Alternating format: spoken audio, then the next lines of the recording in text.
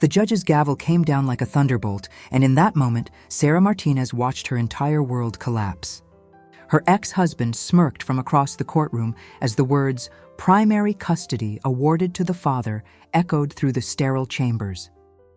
Her two children, Emma, 8, and Jake, 6, wouldn't even look at her. But what happened next would transform this devastating defeat into the greatest victory of her life. Sometimes losing everything is exactly what you need to find yourself. It was March 15, 2018, in downtown Phoenix, Arizona, and 34-year-old Sarah Martinez sat in Family Court Division 3, wearing her best navy blue suit and clutching a folder of evidence that would ultimately mean nothing. She had been a devoted mother for 8 years, the kind who packed elaborate lunches with little notes, who never missed a soccer game or school play, who read bedtime stories in different character voices until her throat was hoarse. Her dark hair was pulled back in a neat bun, but wisps had escaped during the emotional testimony, framing a face that had aged years in the past 6 months of legal battles. Across the aisle sat her ex-husband, Marcus Thompson, a 40-year-old corporate attorney who had turned their divorce into a calculated chess game. He wore his expensive charcoal suit like armor, his salt and pepper hair perfectly styled, his confident posture suggesting he had already won before the judge even spoke. Behind him sat his new girlfriend, Jessica, a 26-year-old paralegal from his firm, her blonde hair catching the fluorescent lights as she occasionally squeezed Marcus's shoulder in support. The stakes couldn't have been higher. Emma and Jake represented everything Sarah had lived for since their birth. Emma, with her mother's deep brown eyes and insatiable curiosity about marine biology, who collected shells and could name every fish at the Phoenix Zoo's aquarium. Jake, the gentle artist who drew elaborate superhero stories and still asked for his mom when he had nightmares. Sarah's entire identity revolved around being their mother, their protector, their safe harbor in an increasingly complicated world. But Marcus had spent months methodically dismantling her reputation, painting her as unstable, unreliable, and emotionally unfit. He had documented every moment of exhaustion, every tear, every time she had struggled with the overwhelming pressure of single motherhood during their separation. He had twisted her vulnerability into weakness, her emotions into instability, her humanity into evidence against her maternal fitness. And somehow, impossibly, it had worked. If you've ever felt like the system was rigged against you, if you've ever wondered how someone could weaponize your deepest vulnerabilities against you, then Sarah's story will resonate with your soul. Because sometimes, the people who claim to love us the most are the ones who know exactly how to destroy us. But here's what Sarah didn't know that day in March. Here's what would change everything. Sometimes losing the battle is exactly what you need to win the war. If this story moves you, I'd be grateful if you'd subscribe to hear more stories of triumph over adversity. And please leave a comment about a time when a setback led to your greatest breakthrough. To understand how Sarah Martinez ended up in that courtroom, we need to go back 3 years earlier, to 2015, when life still made sense and the future seemed predictable. Sarah lived in a charming 4-bedroom house in the Arcadia neighborhood of Phoenix, complete with a backyard pool where Emma practiced her swimming strokes and Jake floated on inflatable dragons while working on his watercolored comic books. Every morning at 6:30 a.m., Sarah's alarm would sound, and she'd begin the intricate dance of motherhood that millions of women know by heart. First, she'd start the coffee, then wake Emma with gentle back rubs and whispered reminders about her spelling test or soccer practice. Jake required more coaxing, always trying to negotiate for 5 more minutes of sleep, his dark hair sticking up at impossible angles. By 7:15, she had breakfast on the table. Not just any breakfast, but the kind that made other mothers secretly jealous. Emma got her favorite whole-grain waffles with fresh strawberries arranged in a smiley face, while Jake preferred his scrambled eggs cut into fun shapes with cookie cutters. Sarah packed their lunches while they ate, including handwritten notes that said things like, "You're going to rock that math quiz today," or, "Remember, you're braver than you believe." Sarah worked as a marketing coordinator for a small renewable energy company downtown, a job that paid the bills, but hardly defined her. Her real passion was creating a nurturing home environment where her children could flourish. She was the mom who organized elaborate birthday parties with themes that reflected each child's interests. Emma's 8th birthday had been an ocean adventure complete with blue jello waves and a treasure hunt for plastic pearls. Jake's 6th had featured a superhero training academy where neighborhood kids competed in obstacle courses Sarah had constructed from household items. Marcus had been a different person then, or perhaps Sarah had simply been too trusting to see the warning signs. He was charming, successful, and seemed genuinely invested in their family life. He coached Jake's Little League team and helped Emma with her science fair projects. But even then, there were moments that should have raised red flags. The way he corrected Sarah's parenting choices in public, his subtle criticisms disguised as helpful suggestions, his tendency to turn minor disagreements into elaborate arguments where he somehow always emerged as the reasonable one. The marriage began deteriorating slowly, like a foundation with tiny cracks that expand over time. Marcus started working later hours, claiming important cases required his attention. He became increasingly critical of Sarah's housekeeping, her cooking, her interactions with the children. When she expressed frustration or sadness about their growing distance, he would accuse her of being overly emotional or dramatic. Sarah began walking on eggshells, carefully monitoring her words and actions to avoid triggering his disapproval. But Sarah adapted, as mothers do. She threw herself even more deeply into her children's lives, becoming the kind of mom who knew every teacher's name, every friend's birthday, every fear and dream her kids carried. She helped Emma start a small business selling handmade friendship bracelets to neighbors, teaching her about entrepreneurship and creativity. She enrolled Jake in art classes, where his talents blossomed under encouraging instruction. The breaking point came on a seemingly ordinary Tuesday evening in September 2017. Sarah had prepared Marcus's favorite dinner, beef Wellington, despite having worked a full day and shuttled both kids to after-school activities. When he arrived home at 9:30 p.m., the food was cold, and instead of appreciation, she received a lecture about proper meal timing and household management. Something inside Sarah finally snapped. Not dramatically, not with shouting or tears, but with a quiet clarity that surprised her. She looked at this man who had gradually eroded her confidence, who had turned their home into a courtroom where she was always the defendant. And she realized she didn't want her children growing up thinking this was what love looked like. The conversation was brief and civil. Sarah simply said, "I think we both know this isn't working anymore." Marcus's response was immediate and chilling. "If you leave me," he said with the same calm tone he used to discuss legal strategies, "I'll make sure you regret it. And I'll make sure the kids know exactly who abandoned their family." But Sarah had finally found her courage. She filed for divorce the following week, believing that truth and justice would prevail, that a fair legal system would recognize her devotion as a mother. She had no idea that Marcus had already begun building his case against her, documenting every perceived weakness, preparing to use her own vulnerability as a weapon against her maternal rights. What Sarah didn't understand yet was that sometimes the people who promise to protect you are the ones who know exactly how to destroy you.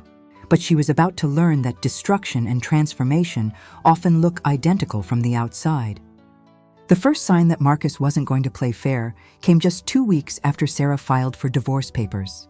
She arrived at Emma's school for the annual parent-teacher conference, only to discover that Marcus had already met with Mrs. Davidson, Emma's third-grade teacher, earlier that same day. Not only had he attended without informing Sarah, but he had painted a disturbing picture of her mental state.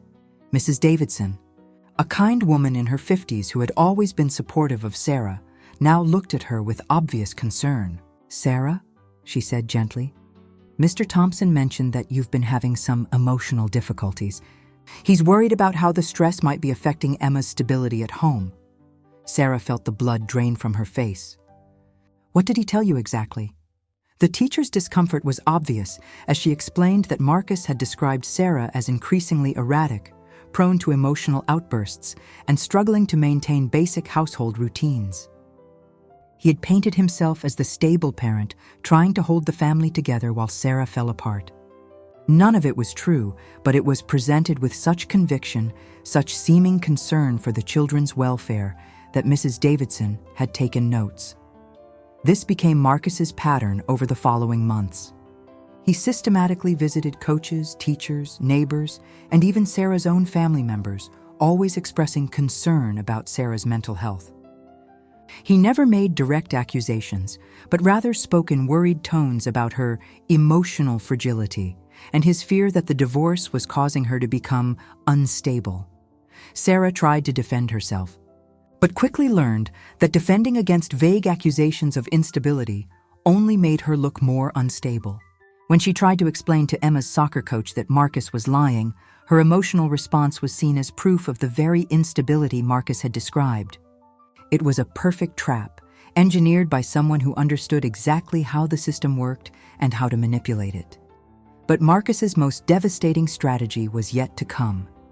He began documenting every interaction with the children, every moment when Sarah showed normal human emotion, every instance when exhaustion or stress caused her to be less than perfect. He installed hidden cameras in common areas of their home during his custody visits, capturing moments when Sarah, believing she was in private, might cry while doing dishes or show frustration when the kids were being difficult. The psychological warfare was relentless. Marcus would pick up the children for his custody visits, but return them early with vague explanations about Sarah not being ready for them. He would schedule medical appointments during Sarah's time, then express concern to doctors about her ability to care for the children's needs. He presented himself as the concerned father trying to protect his children from an increasingly unstable mother. Sarah began doubting her own reality. She found herself second-guessing every parenting decision, analyzing every interaction with her children for signs of the instability Marcus claimed to see. She stopped confiding in friends, afraid that her emotions might be used against her later. She became isolated, which only reinforced Marcus's narrative that she was withdrawing from social connections and becoming increasingly unfit as a parent. The breaking point came during a custody evaluation ordered by the court. Dr. Patricia Williams, a child psychologist hired to assess both parents, spent hours with Sarah, Emma, and Jake. Sarah thought the sessions went well. Emma and Jake seemed comfortable, affectionate, and happy during their time together. Sarah answered every question honestly, discussed her parenting philosophy openly, and felt confident that anyone observing their family dynamic would see the obvious love and connection. But Dr. Williams had already been influenced by months of Marcus's careful manipulation. She had received detailed reports about Sarah's emotional instability from teachers, neighbors, and even Sarah's own sister, who Marcus had convinced that Sarah was having some kind of breakdown. The psychologist saw Sarah's tears during emotional questions not as normal human response, but as evidence of the instability she had been primed to expect. Meanwhile, Marcus performed flawlessly during his evaluation. He was calm, measured, and spoke with apparent deep concern about Sarah's welfare. He never said anything directly negative about her, but rather expressed worry about her ability to provide the stable environment the children needed. He had coached Emma and Jake subtly over months, not telling them what to say, but creating situations where they naturally began to see him as the stable parent and Sarah as the unpredictable one. The custody evaluator's report was devastating. Dr. Williams recommended that primary custody be awarded to Marcus, with Sarah receiving supervised visitation until she could demonstrate improved emotional stability. The report described Sarah as emotionally labile, showing signs of potential depression and anxiety that may interfere with her ability to provide consistent care for the children. Reading those words felt like being stabbed with ice. Sarah realized that her honesty, her vulnerability, her very humanity had been weaponized against her. Every tear she had shed over her marriage, every moment of exhaustion from juggling work and single motherhood, every instance of normal human emotion had been collected and presented as evidence of her unfitness as a mother. But if Sarah thought this was the worst it could get, she was about to discover that Marcus had one final devastating move planned for the custody hearing itself. The custody hearing was scheduled for March 15, 2018, in a sterile courtroom that smelled of industrial cleaner and old coffee.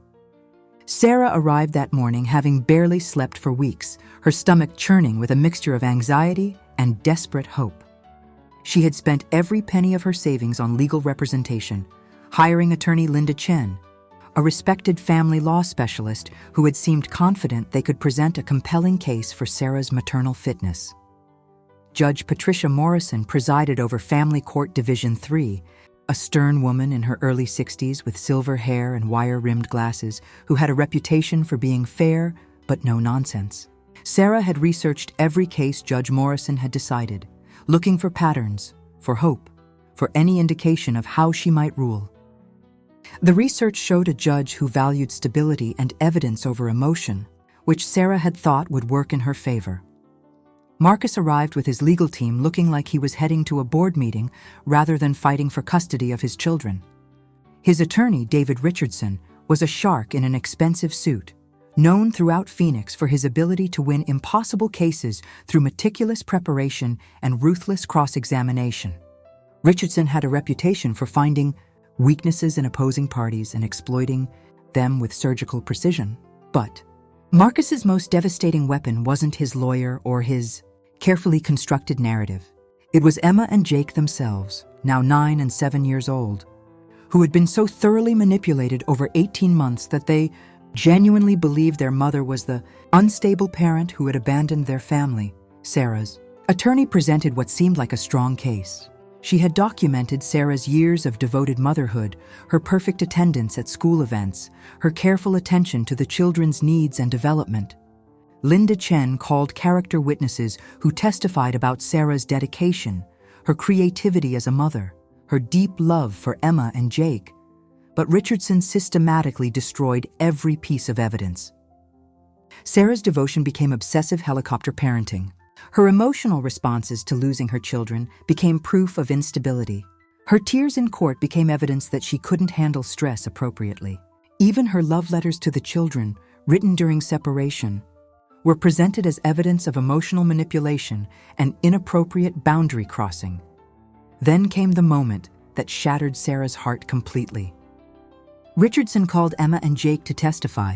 Sarah watched in horror as her own children, the little people she had poured her life into protecting and nurturing, told the court that they felt safer with their father. Emma, now 9 and speaking with a maturity that seemed coached, explained that her mother got upset a lot and that she worried about her mom's feelings all the time.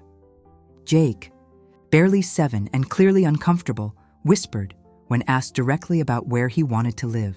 "With Daddy," he said, not making eye contact with Sarah. "Mommy cries sometimes and it makes me scared."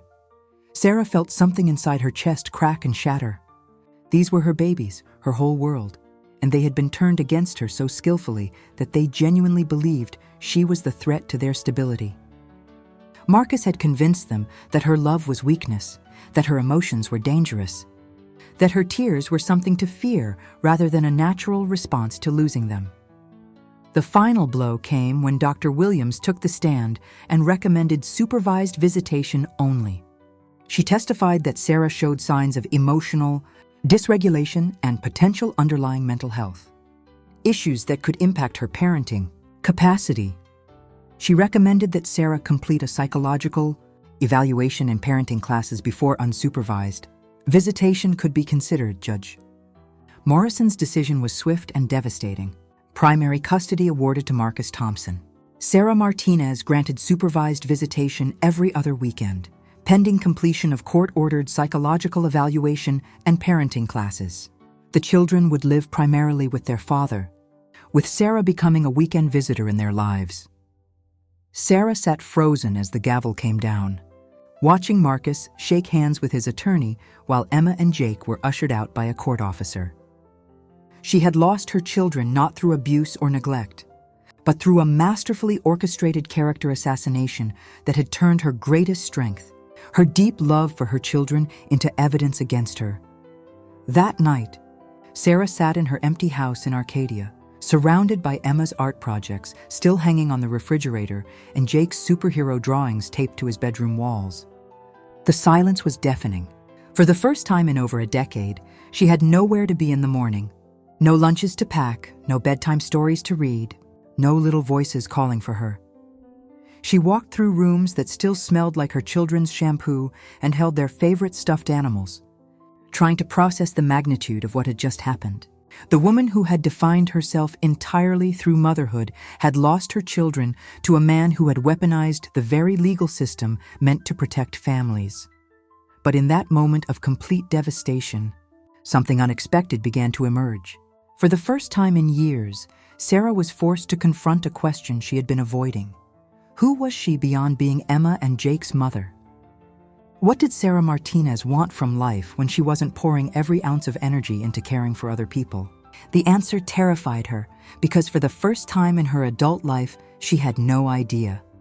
But sometimes, not knowing who you are is the first step toward discovering who you're meant to become.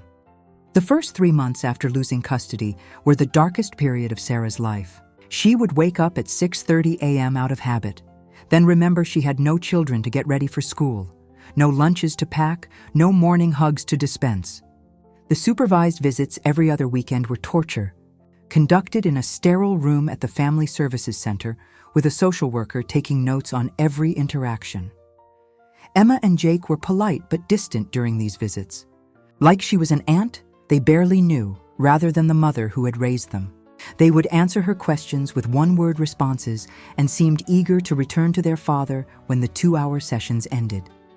Sarah would drive home afterward and cry until she had no tears left, then spend the rest of the week counting days until the next supervised visit. But on a gray Tuesday morning in June 2018, something shifted. Sarah was sitting in her empty kitchen, still in her pajamas at noon, when she caught sight of herself in the reflection of the microwave. She looked hollow, defeated, like a ghost of the vibrant woman she used to be. And suddenly, she realized that if she continued on this path, she would prove Marcus right. She would become the unstable, broken woman he had painted her to be. That afternoon, Sarah made the first phone call that would change her life. She contacted Dr. Rebecca Martinez, no relation despite the shared name, a therapist who specialized in trauma recovery and maternal mental health. Dr. Martinez had been recommended by Sarah's attorney as someone who could provide the psychological evaluation the court required. But Sarah realized she needed more than just a rubber stamp of mental fitness. She needed to understand how she had lost herself so completely. The first therapy session was brutal. Dr. Martinez, a warm Latina woman in her 40s with kind eyes and an uncompromising directness, didn't let Sarah hide behind victim narratives or blame. "Tell me about who Sarah was before she became Emma and Jake's mother," she said during their initial consultation. "Tell me about your dreams, your goals, your sense of self that had nothing to do with taking care of other people." Sarah realized with horror that she couldn't answer the question. Somewhere between marriage and motherhood, she had completely lost track of her individual identity. She had become so focused on being the perfect wife and mother that she had forgotten how to be Sarah. Dr. Martinez explained that this complete self-sacrifice, while seemingly noble, had actually made her vulnerable to the kind of manipulation Marcus had employed. Healthy people maintain boundaries, Dr. Martinez explained during their third session. When we lose ourselves completely in service to others, we become unstable, not because we're mentally ill, but because we have no solid sense of self to stand on. Marcus exploited that instability. The work was painful but revelatory. Sarah began to understand that her intense focus on being the perfect mother had actually stemmed from deep insecurities about her own worth. She had believed unconsciously that she only had value if she was indispensable to others. This belief had made her susceptible to a partner who confirmed her fears by gradually convincing her that she was, indeed, not good enough. But Dr. Martinez pushed Sarah to go deeper than just understanding the psychology of what had happened. "Understanding why you lost custody is important," she said, "but understanding who you want to become is crucial. You have an opportunity here that most people never get. You have been forced to start over completely. What are you going to build?" Sarah began exploring interests and passions she had abandoned years ago. In college, before Marcus, before children, she had been fascinated by wellness and holistic health. She had dreamed of starting a business helping people optimize their physical and mental well-being through natural approaches. The dream had been buried under years of practical responsibilities, but the passion was still there, waiting to be rediscovered. By September 2018, Sarah had completed her court-ordered parenting classes and psychological evaluation.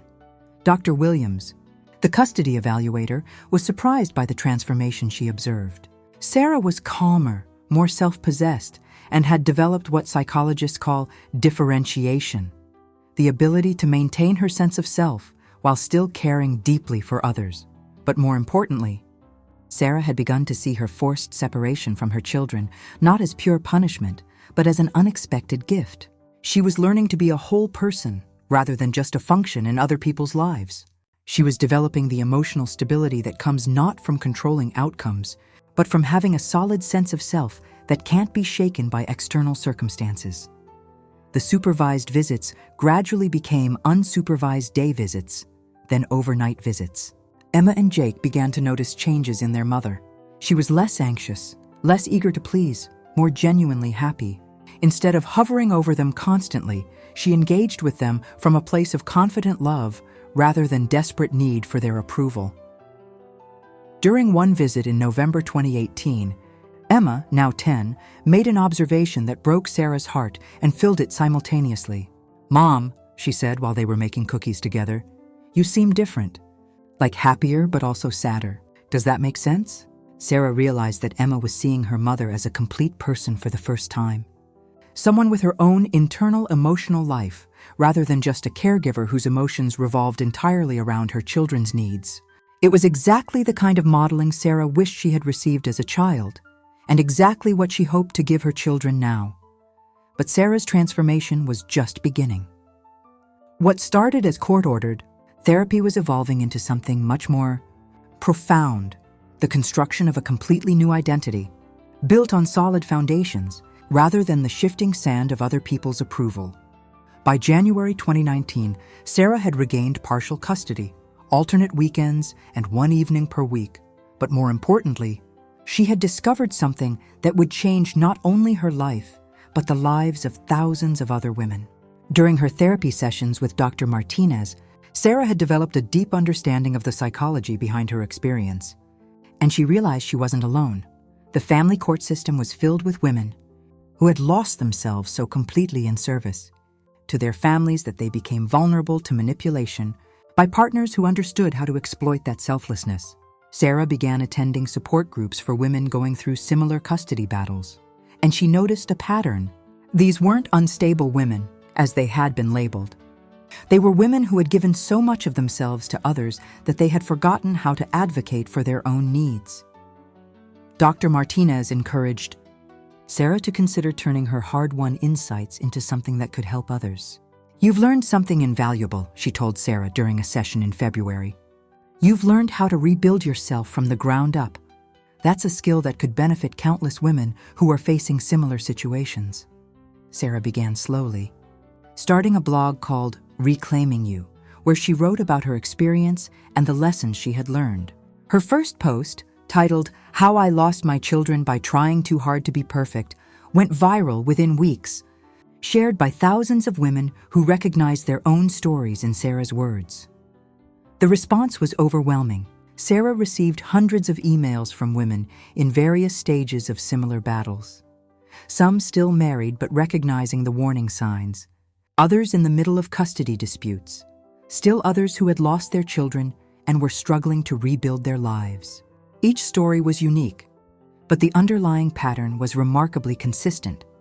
Women who had lost their sense of self in relationships with manipulative partners who then used that selflessness against them. By June 2019, Sarah had launched an online program called The Centered Mother, designed to help women develop the emotional stability and sense of self that would make them less vulnerable to manipulation while also making them better parents. The program combined the therapeutic insights she had gained with practical tools for maintaining identity while nurturing others. The program included modules on setting healthy boundaries, recognizing manipulation tactics, building unshakable self-worth, and creating what Sarah called interdependent love, the ability to love deeply while maintaining personal autonomy. But most importantly, it helped women understand that taking care of their own mental and emotional needs wasn't selfish.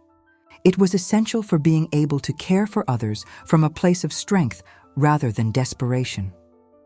Sarah's business grew rapidly, not because she was marketing aggressively, but because she was addressing a need that few people understood, but millions of women experienced. By the end of 2019, she had helped over 500 women through her program, many of whom reported dramatic improvements not only in their legal situations, but in their overall life satisfaction and parenting effectiveness. The financial success was unexpected but welcome. Sarah went from struggling to pay her legal bills to earning six figures, helping other women reclaim their lives.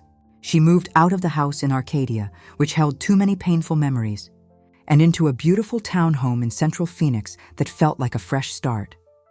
But the real transformation went much deeper than financial success. Sarah had become the kind of woman she had always admired but never thought she could be. Confident, purposeful, emotionally stable, not because life was easy, but because she had developed the internal resources to handle whatever challenges arose. She was no longer the woman who needed constant validation from others to feel worthwhile. Emma and Jake, now 11 and 9, began to notice the change during their visits. Their mother was present with them in a way she had never been before, fully engaged but not anxious, loving but not desperate, interested in their lives but not invasive. Sarah had learned to love her children from a place of abundance rather than need, and paradoxically, this made her more attractive to them as a parent. The custody arrangement slowly expanded. By December 2020, Sarah had overnight visits twice per week and alternating weekends. Marcus, perhaps recognizing that his strategy of painting Sarah as unstable was no longer working, began to retreat from his hypervigilant monitoring of her interactions with the children. More importantly, Emma and Jake were beginning to see their mother as she truly was. Not the unstable woman Marcus had convinced them she was, but a strong, capable person who had transformed her pain into purpose. They were proud of her success, fascinated by her work helping other women, and increasingly comfortable expressing their own feelings and needs without worrying about managing her emotions. During a visit in March 2021, exactly 3 years after Sarah had lost custody, Emma made an observation that would prove prophetic. "Mom," she said while they were hiking at South Mountain, "I think you're happier now than you were when you lived with Dad. Even though you were sad about not seeing us as much, you seem more like yourself." Sarah realized that Emma was right. The woman who had lost custody 3 years earlier had been living someone else's idea of who she should be.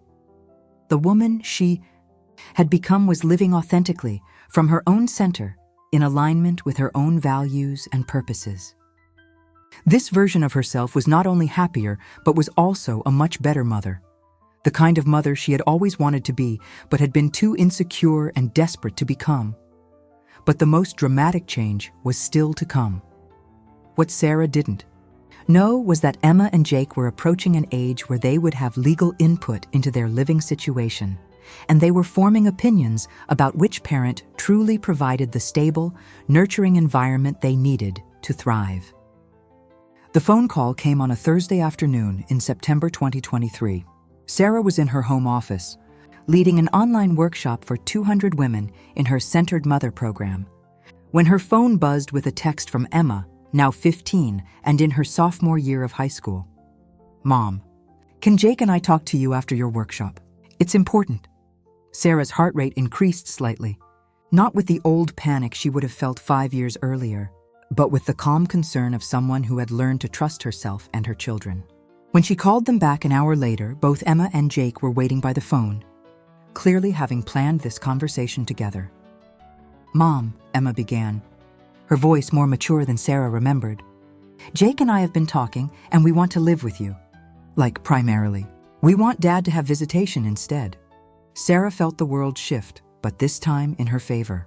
"Tell me what you're thinking," she said, falling back on the active listening skills she had learned not just in therapy, but in her years of helping other women navigate difficult conversations with their children.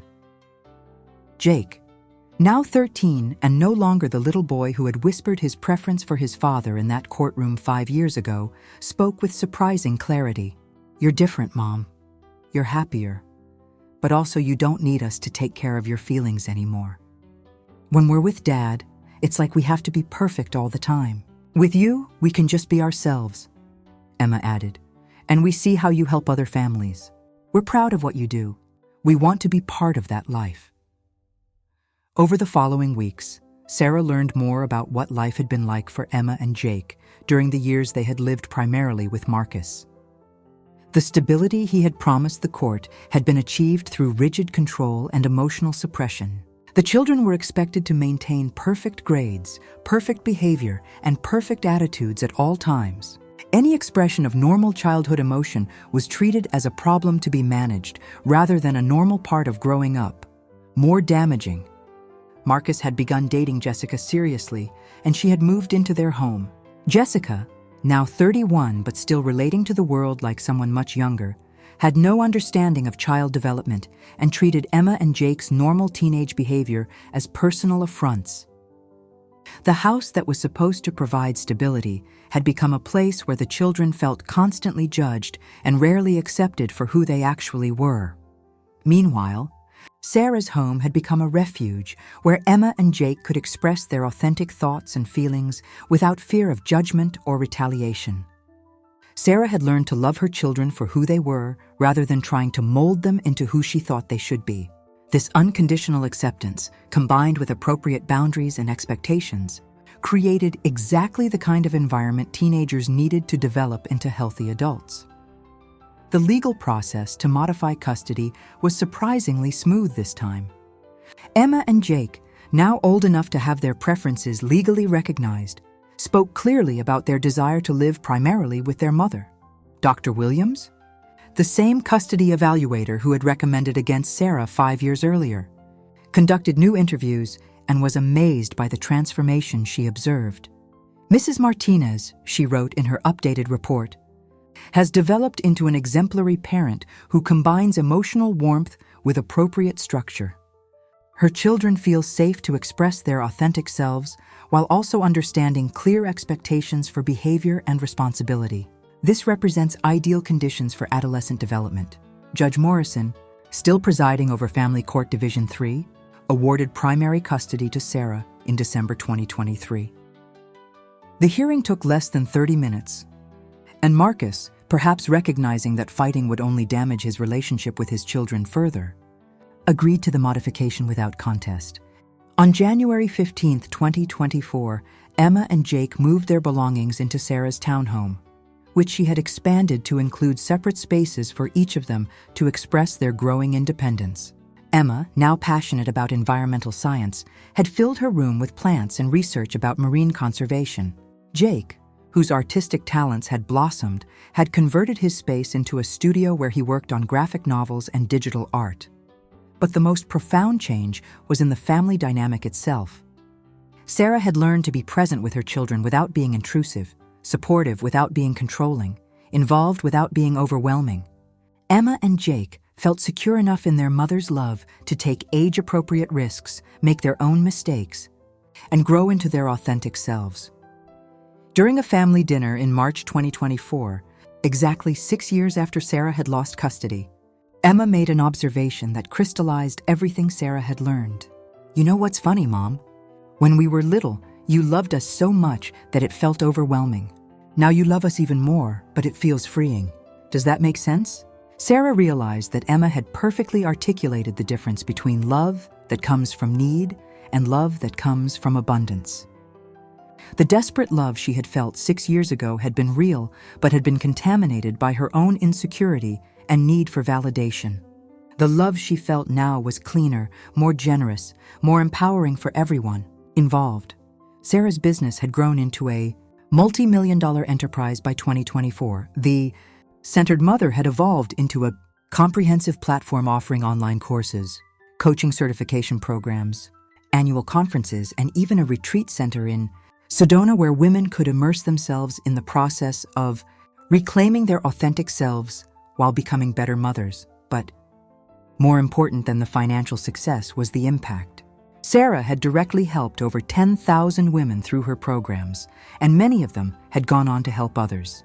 She had created a ripple effect of healing that extended far beyond her own family.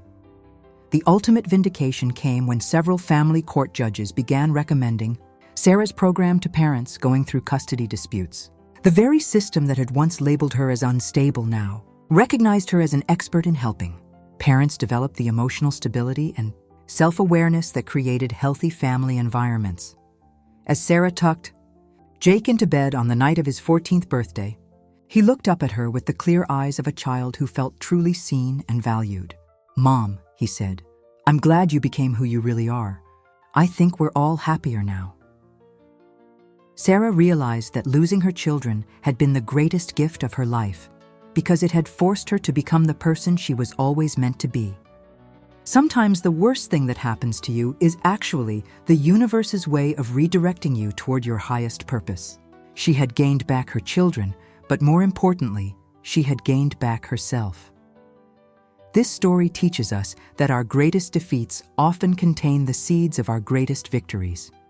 When life strips away everything we thought defined us, we have the opportunity to rebuild ourselves on foundations that can never be shaken. Sarah's journey reminds us that sometimes losing everything is exactly what we need to find ourselves.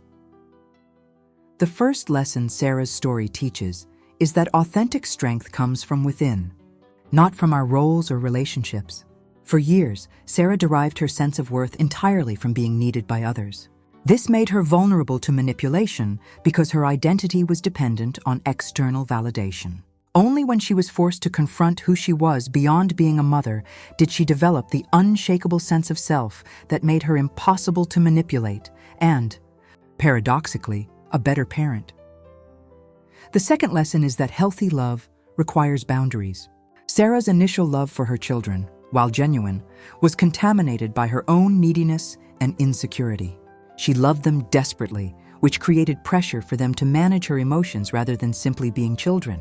When she learned to love from a place of emotional stability and self-knowledge, her children felt free to be authentic rather than feeling responsible for her well-being. The third lesson is that the people who truly love us want us to be whole, complete individuals. Marcus exploited Sarah's selflessness because a diminished Sarah served his needs for control. Emma and Jake, once they matured enough to understand healthy relationship dynamics, were drawn to the version of their mother who was living authentically and purposefully. They didn't want a mother who sacrificed everything for them. They wanted a mother who was a complete person they could respect and learn from. The fourth lesson is that our pain often contains our purpose. Sarah's traumatic experience losing custody became the foundation for a business that has helped thousands of women avoid the same trap. Her deepest wound became her greatest strength, and her most shameful failure became her most meaningful success. Sometimes, what we think is the end of our story is actually the beginning of our real story. The final lesson is that transformation takes time, but it's always possible. Sarah didn't rebuild her life overnight. It took years of therapy, hard work, and consistent effort to become the person she was meant to be. But every small step toward authenticity made the next step easier. Every boundary she learned to set made the next boundary clearer. Every moment of choosing self-respect over people-pleasing made self-respect more natural. Think about the areas in your own life where you might be giving so much of yourself to others that you're losing touch with who you really are. Are there relationships where you feel like you have to be perfect to be loved? Are there situations where your need for approval is making you vulnerable to manipulation? Are there dreams you've abandoned in service to other people's expectations? Sarah's story shows us that it's never too late to reclaim your authentic self. It's never too late to build a life based on your own values rather than other people's approval. It's never too late to transform your greatest pain into your most meaningful purpose. The woman who sat in that courtroom in March 2018, devastated and defeated, could never have imagined that losing custody of her children would ultimately lead to getting them back on terms that were healthier for everyone involved. She couldn't have imagined that her personal transformation would create a business that would impact thousands of lives. She couldn't have imagined that her darkest hour would become the foundation for her brightest future. But that's the miracle of authentic transformation. When we stop trying to be who we think we should be and start becoming who we really are, life has a way of rearranging itself around our truth. When we build our lives on the solid foundation of self-knowledge and self-respect, we become unshakable in the face of whatever challenges arise. If Sarah's story resonates with you, if you've ever felt like you've lost yourself in service to others, if you've ever wondered how to love people without losing yourself in the process, then you understand the power of reclaiming your authentic identity. The journey isn't easy, but it's always worth it. Because the person you're meant to be is always more powerful, more joyful, and more capable of genuine love than the person you think you should be. Your transformation might not look like Sarah's. Your challenges might be different. Your timeline might be different. Your ultimate purpose might be completely different. But the principle remains the same. When you have the courage to face yourself honestly, to do the hard work of healing and growth, and to build your life on authentic foundations, you become capable of miracles you never thought possible. What aspect of Sarah's journey speaks to you the most? Have you ever experienced a time when losing something you thought you needed actually opened the door to something better? I'd love to hear your thoughts in the comments below. And if this story inspired you to think about your own transformation, please hit the subscribe button and share this with someone who might need to hear Sarah's message. Sometimes the story that changes someone's life is just one click away.